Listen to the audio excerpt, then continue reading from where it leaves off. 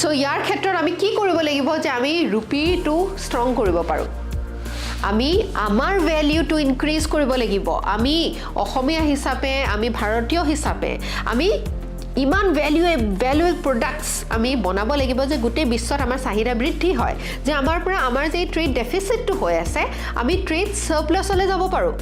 হয়নে আমাৰ চাহিদা বৃদ্ধি হোৱাৰ লগে লগে ৰুপি অটোমেটিক্যালি ষ্ট্ৰং হৈ উঠিব আৰু আমাৰ ইকনমি তেতিয়া মানুহে যদি আমি ভাল কৰোঁ ফৰ এক্সাম্পল কাৰিয়াৰ ক্লাছে যদি ভাল কৰি আছে ঠিক আছে গ্ৰোথ দেখিছে তেতিয়া ইনভেষ্টাৰ্ছ আহিব